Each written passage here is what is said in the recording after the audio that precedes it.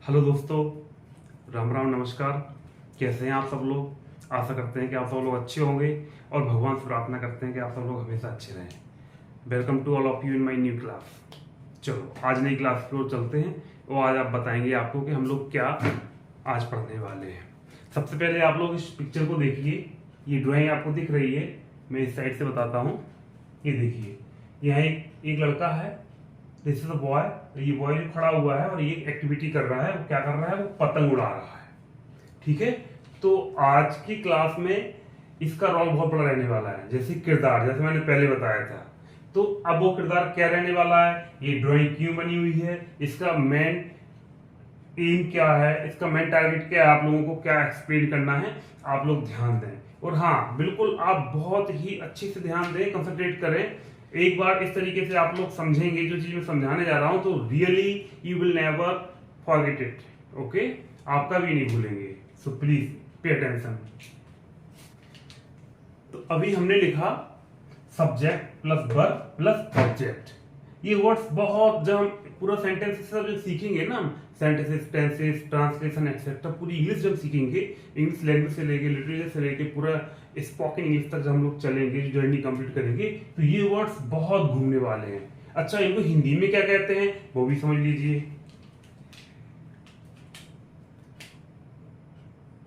को सब्जेक्ट कर्ता, वर्ब क्रिया, ऑब्जेक्ट कर्म, यानी कर्ता क्रिया कर्म। जब भी कोई हम सेंटेंस बनाएंगे ना, तो उसमें एक सब्जेक्ट होगा, उसमें एक वर्ब होगी, एक इसमें ऑब्जेक्ट भी होगा। और आगे भी हम आप लोगों को बहुत कुछ बताना है। ये तो मैं सिर्फ ये इसलिए भी ये छोटा सा एक्सप्लेनेशन कर रहे हैं ताकि एक बार आपके दिमाग में ये चीज आ जाए। इसके बाद मतलब पहले आपको हम ग्रेजुअली धीरे धीरे से पूरा एक एक चीज से इंट्रोड्यूस करा रहे हैं। जब आपका इंट्रोडक्शन कंप्लीट हो जाएगा, फिर हमारा पढ़ाना स्टार्ट होगा बहुत तेजी से, क्योंकि जो चीज हमें आपको बार बार बतानी पड़ेगी, फिर बीच में बताना पड़ेगा, तो अभी हम आपको एक एक एक्सप्लेन करेंगे ना, तो आप बहुत अच्छे से समझ पाएंगे। चलिए, अब इस पूरी पिक्चर को आप देखिए। इस पिक्चर को मैंने इसलिए बनाया हुआ है, इस ड्राइंग को, कि इसमें ये सारा सब कुछ छिपा हुआ है। जैसे सबसे पहले सेंटेंस में क्या देखना है हमें? कर्ता। तो कर्ता कौन है? ये बॉय, आ बॉय। इसको हम कोई नेम भी दे सकते हैं। मान लो हमने इसको एक नेम दे दिया, ही इज अ रोहन।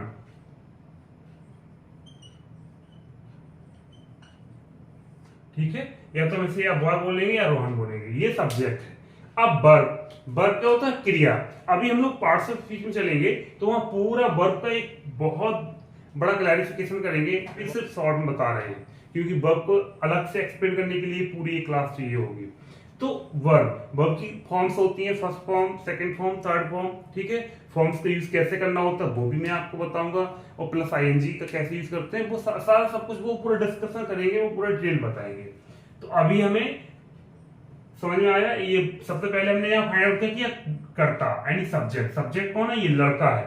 अब जो काम कर रहा होता है वो कर्ता होता है, यानी एक सेंटेंस के अंदर जो भी एक्टिविटी हो रही है उसमें एक एक्शन वर्ड, यानी एक एक्शन वर्ड का मतलब वर्ब, और एक ऑब्जेक्ट। लेकिन उसको एक्शन वर्ड को और उस ऑब्जेक्ट को जो कर रहा होता है वो करता होता है। तो इसमें क्या हो रहा है? इसमें पतंग उड़ाई जा रही है। पतंग कौन उड़ा रहा है? ये लड़का उड़ा रहा है।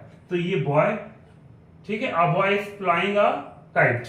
तो जैसे मैं सेंटेंस लिख देता हूं, तो हमने यहां सेंटेंस लिखा है, जो यहां एक्टिविटी हो रही वो लिखा है अ बॉय यानी एक लड़का, इज फ्लाइंग यानी उड़ा रहा है क्या? काइट, पतंग। यहां एक चीज को आपको याद रखना होगा कि हिंदी और इंग्लिश में थोड़ा सा डिफरेंस रहता है। जब हम लोग अनुवाद करते हैं, जब हम ट्रांसलेशन करते हैं, तो हिंदी इंग्लिश में थोड़ा सा सिस्टम ये होता है कि हिंदी में जो चीज लिखी होती है इंग्लिश में उल्टा। जैसे यहाँ एक लड़का एक पतंग उड़ा रहा है, ठीक है। अब हिंदी में देखिए, हिंदी में लिखा हुआ है एक लड़का एक पतंग उड़ा रहा है, यानी एक पतंग उड़ा रहा है। तो उड़ा रहा है पहले आ गया फ्लाइंग, और एक पतंग बाद में आई। यानी हिंदी का लिखने का तरीका थोड़ा अलग होता है, इंग्लिश का लिखने का थोड़ा तरीका अलग होता है। जनरली सब लोग जानते हैं, लेकिन फिर भी सीखते नहीं। तो यहां आपको एक समझना है कि ये आपका सब्जेक्ट है, वर्ब ये जो क्रिया हो रही है, क्रिया यानी वर्ब, क्या हो रहा है? फ्लाइंग, ये आपकी वर्ब है। अ काइट ये आपका ऑब्जेक्ट है। ये क्या है? ये ऑब्जेक्ट है। तो ये आपकी यहां वर्ब मान लेते हैं। यानी ये आपका सब्जेक्ट है जो ये एक्शन, जो एक्टिविटी जो कर रहा है वो क्या कर रहा है, फ्लाइंग। क्या कर रहा है, फ्लाइंग। ये आपकी ये वर्ब हुई और ये आपका ऑब्जेक्ट हुआ। समझ में आया? पूरी जब ग्रामर हम पढ़ते हैं तो उससे पता चलता है कि सब्जेक्ट ये है, फिर अभी बीच में आएगा कि सब्जेक्ट ऑब्जेक्ट बन जाएगा, ऑब्जेक्ट सब्जेक्ट बन जाएगा, वर्ब को सब्जेक्ट रूप में यूज कर सकते हैं। तो ये भी हम शॉर्ट में आपको बता देते हैं। तो सबसे पहले आपको 3 चीजें समझ लेनी है, सब्जेक्ट, वर्ब, ऑब्जेक्ट। जब सेंटेंस बनाते हैं सब्जेक्ट क्या होता है, ऑब्जेक्ट क्या होता है, वर्ब क्या होती है, ये आपको समझना है। सब्जेक्ट वो होता है कर्ता जो सेंटेंस में कार्य कर रहा होता है, और वर्ब होती है जो क्रिया यानी एक्शन, जो उसकी एक्टिविटी चल रही होती है वो एक्शन वर्ड होता है, वो उसको वर्ब कहते हैं। और जो काम उसके द्वारा किया जा रहा होता है, जैसे अभी मैं कहूं कि my father is reading a newspaper, जैसे भी मैं एक सेंटेंस बोलूं my father is reading a newspaper, तो माय फादर क्या होगा उसमें सब्जेक्ट, इज रीडिंग, रीडिंग क्या है इसमें वर्ब, इस तो हेल्पिंग वर्ब है, भी एक्सिलरीज के लिए अलग से पूरा एक्सप्लेन करेंगे। इस तो मतलब हेल्पिंग वर्ब, और रीडिंग वर्ब, और आ पेपर न्यूज़पेपर, तो वो क्या हो गया आपका ऑब्जेक्ट। ठीक है, इसको समझ में आया? This is subject, this is verb, this is object. समझ में आ गया? सब्जेक्ट, वर्ब, ऑब्जेक्ट क्या है। ठीक है, कर्ता, क्रिया, कर्म। अब इसको दूसरा समझते हैं। इतना जैसे आप लोगों को समझ में आ गया होगा। अब हम इसको जब एक्टिव पैसिव वॉइस वगैरह बनाते हैं, अभी क्योंकि ये सब्जेक्ट, ये कर्ता, क्रिया, कर्म चल रहा है, थोड़ा सा इसको एक्सप्लेन करना जरूरी है, सब्जेक्ट, वर्ब, ऑब्जेक्ट, क्योंकि आगे किस तरीके से आएगा। तो उसमें क्या होता है, जब हम लोग एक्टिव पैसिव वॉइस बनाते हैं तो उसमें क्या होता है, ऑब्जेक्ट को सब्जेक्ट बना लेते हैं, सब्जेक्ट को ऑब्जेक्ट बना। अब ये थोड़ा सा डिफिकल्ट मैटर है, ये मैटर अभी डिस्कस करने लायक नहीं है, इसकी अभी नीड नहीं है, ये बहुत आगे का मैटर। जब सारे सेंटेंसेस आप सीख लेंगे, बहुत सारी चीजें आप पढ़ लेंगे, पार्ट्स चीजें आपको ये सब बाद में सिखाए जाते हैं। लेकिन अभी मैं आप ये नहीं कहना, न ये सोचना कि लो ये क्या है, क्लास अभी शुरू नहीं हुई, एक्टिव पैसिव वॉइस पे आके, ना ना ना, मैं बिल्कुल एक्टिव पैसिव वॉइस पे नहीं आया हूँ। सिर्फ मैं एक बार इसको ये आपके माइंड में ये टच कर रहा हूँ कि मतलब इसको कैसे करते हैं। अभी आप इस ड्राइंग के थ्रू एक बार एक्सप्लेन करूंगा मैं, आप समझेंगे तो you will be remember it for ever, या ऐसा भी कह सकते हैं you will able to remember it for ever. आप इसको याद करने लायक बने रहेंगे, ये आपकी परमानेंट मेमोरी में सेव हो जाएगा। तो अभी सिर्फ मैं इसको पैसिव एक्टिव को सिर्फ टच कर रहा हूँ, सिर्फ केवल आपको समझाने के लिए। ठीक है, तो उसमें क्या होता है, एक्टिव पैसिव वॉइस में जो ऑब्जेक्ट होता है वो सब्जेक्ट बन जाता है, जो सब्जेक्ट होता है वो ऑब्जेक्ट बन जाता है, और वर्ब को क्या करते हैं, उसकी थर्ड फॉर्म आ जाती है। कैसे? जैसे अभी ऐसे समझ लो, हम यहाँ ये कह रहे हैं कि एक लड़का है जो पतंग उड़ा रहा है, अभी हम ऐसे बोल सकते हैं कि आ boy is flying a kite. ठीक है, लेकिन जब पैसिव वॉइस में आप जाएंगे तो पता क्या हो जाएगा, वहां ये कहा जाएगा कि एक पतंग एक लड़के के द्वारा उड़ाई जा रही है। या मान लो अभी इसी एक्टिविटी को, इस ड्राइंग को देखते हुए हम ऐसा बड़े आसानी से कह सकते हैं, दोनों बातें कह सकते हैं, एक लड़का एक पतंग उड़ा रहा है या लड़का एक पतंग उड़ा रहा है। और लेकिन अभी हम अगर ऐसा कहें कि एक पतंग एक लड़के द्वारा उड़ाई जा रही है, तो क्या रॉन्ग होगा? नहीं, सही होगा। तो वो एक्टिव पैसिव वॉइस में आएगा। तो वहां के लिए ये अभी समझ लो आगे काम आएगा कि या तो इसको हम ऐसे बोलें, एक लड़का एक पतंग उड़ा रहा है, या हम इसको ऐसे ही बोल सकते हैं कि एक पतंग जो है ना वो एक लड़के द्वारा उड़ाई जा रही है। ठीक है, अंडरस्टैंड? अभी हम लिख के बताते हैं। अभी मैंने एक सेंटेंस लिखा, इसको पैसिव वॉइस में लिखा है, अभी सिर्फ समझना है, क्योंकि अभी आप सोचेंगे इस बीइंग कैसे हो गया, ये फ्लॉन क्यों कर दिया, ये सब चीजें अभी वो अलग मैटर है, अभी हम आपको बताएंगे। सिर्फ अभी आपको इतना समझना है, सिर्फ और सिर्फ इतना समझना है अभी आपको कि सब्जेक्ट को ऑब्जेक्ट भी बनाया जाता है और ऑब्जेक्ट को सब्जेक्ट भी बनाया जाता है, बस। तो यहां हमने क्या किया, kite, a kite is being flown by a boy, यानी हम यहाँ ये कहना चाह रहे हैं कि एक पतंग एक लड़के के द्वारा उड़ाई जा रही है। ये समझ में आया आप लोगों को? अभी मैं क्या कहना चाह रहा हूं, मैं ये कहना चाह रहा हूं कि जितने भी सेंटेंस आप बनेंगे उसमें subject plus verb plus object के हिसाब से हम लोग बनाते हैं। एक्सिलरीज भी आती है, हेल्पिंग वर्ब भी आती है, वो एक पूरा सेपरेट चैप्टर है, मैं अभी आगे बताऊंगा आपको। तो कर्ता, क्रिया, कर्म, लेकिन जब पैसिव वॉइस में आएंगे तो जो कर्म है वो कर्ता बन जाता है, जो कर्ता है वो कर्म बन जाता है। यानी यही है, वो सेम यही होता है। बड़ी कंफ्यूजन करता है लोगों को, जब जो बच्चे पढ़ते हैं, जो लोग सीखते हैं ना, तो उनको दिमाग में कंफ्यूजन होती है, ये क्या है, कैसे कर्ता कर्म हो गया, कर्म कैसे कर्ता बन गया। सिर्फ मैं यही बताने जा रहा हूं आप लोगों को कि वो ऐसे करता है, वो ऐसे बोला जाता है कि ये रोहन है या एक लड़का है जो पतंग उड़ा रहा है, या हम इसको उल्टा करेंगे तो एक पतंग जो है ना वो रोहन द्वारा उड़ाई जा रही है। ठीक है, इतना हमें लग रहा है आप लोगों को क्लियर हो गया। और हाँ, अगर आप लोगों को क्लियर ना हो रहा हो, कुछ समझने में दिक्कत आ रही है, तो प्लीज आप लोग कमेंट बॉक्स में बताइए, मैं उसको दोबारा से एक्सप्लेन कर दूंगा नेक्स्ट क्लास में।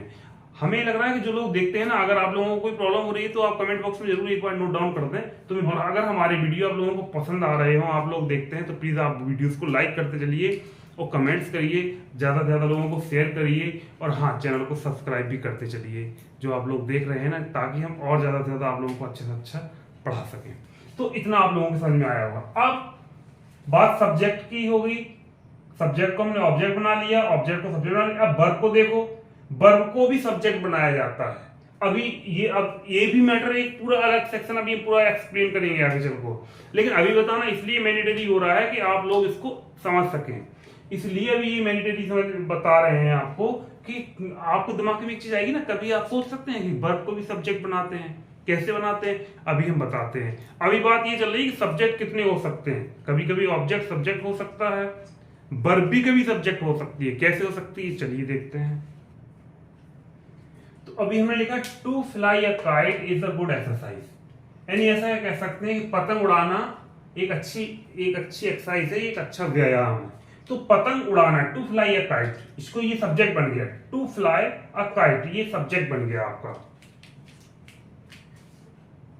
देखिए इसको हम बताओ, इसको इन्फिनिट और जीरेंड के हिसाब से बनाया जाता है जब वर्ब सब्जेक्ट का काम करती है। वो पूरा हम आपको ब्रीफली एक टॉपिक अलग से बताएंगे, कैसे वर्ब को सब्जेक्ट के रूप में यूज किया जाता है।